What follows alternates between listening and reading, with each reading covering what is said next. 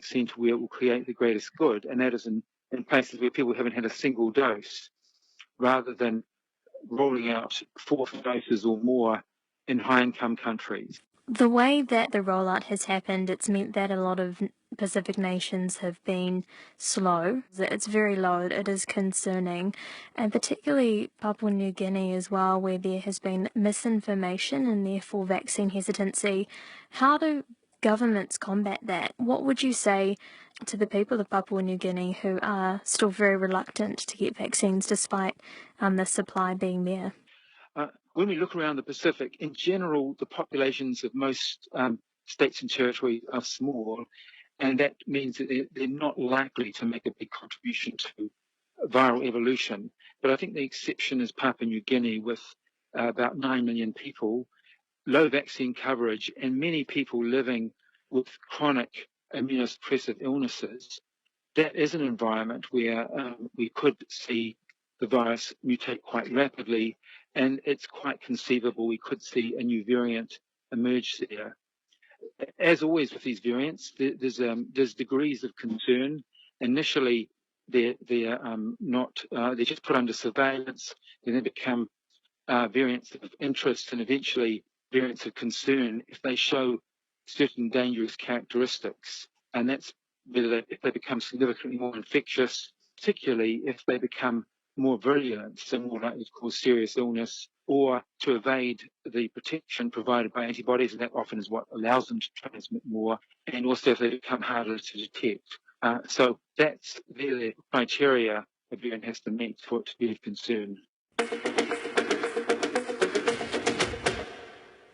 The Prime Minister of Tonga is urging citizens to be strong and take heart from what he described as their miraculous survival of the volcanic eruption in tsunami on the 15th of January.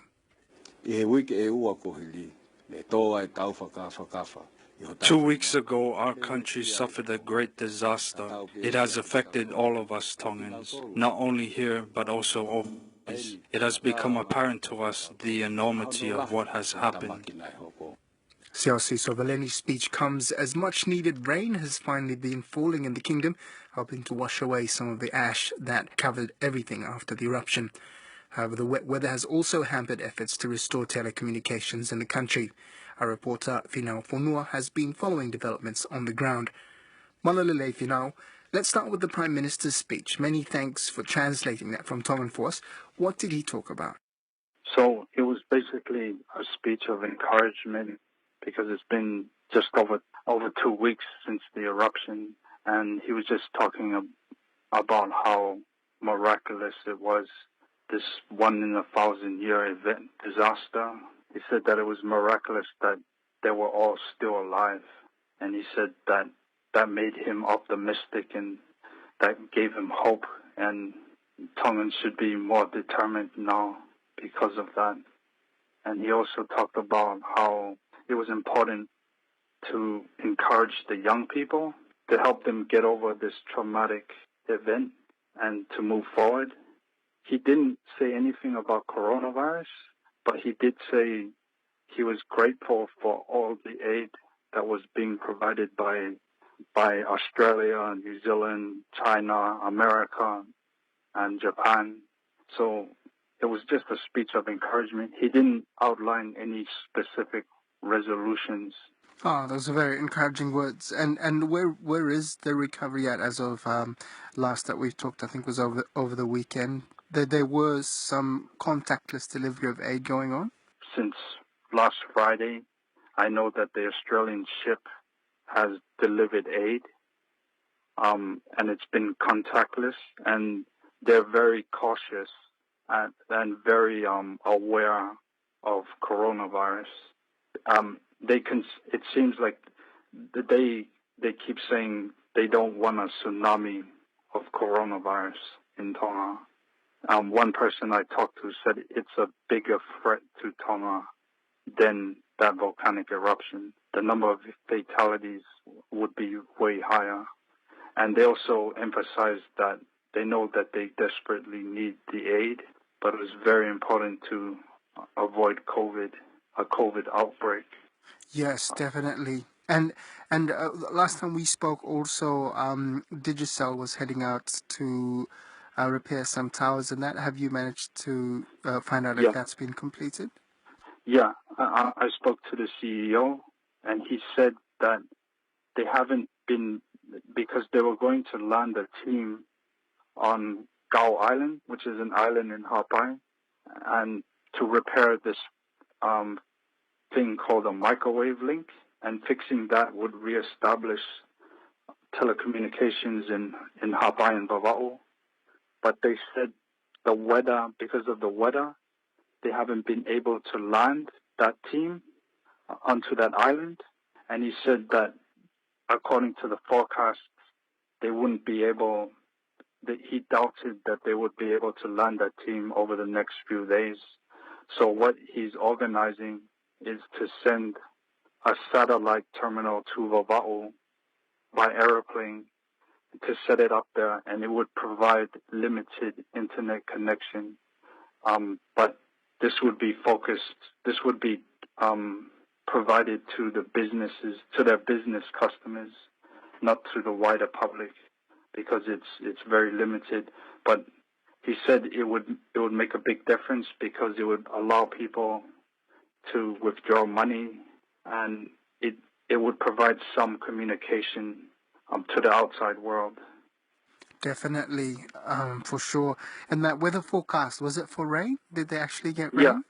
The reason I asked about the rain was that was what people were wanting to clear the ash away, right? Was yeah. rain? He did say it was a good thing. He said it was a good thing that it was raining because it got rid of the volcanic ash, because it was a problem. And he did say that when they were organizing donations to be sent to Tonga, they were donating 20,000 masks because of the ash. People were breathing in this volcanic ash. So he said it was a good thing that it was raining, but the only disadvantage was that it was making it difficult for this team to land on Gao. The Media Association of Solomon Islands is calling on the government to stop treating the media like its bulletin board. As of Sunday, 9 people had died from COVID-19 in the country, with more than 1,000 reported cases and climbing. But Media Association President Georgina Kekia says it's next to impossible to get the government to answer questions about its response to the COVID-19 outbreak. Kia ora, Gina. Tell us more about the kind of difficulties your members in Masi are facing. Thank you so much, Koroi.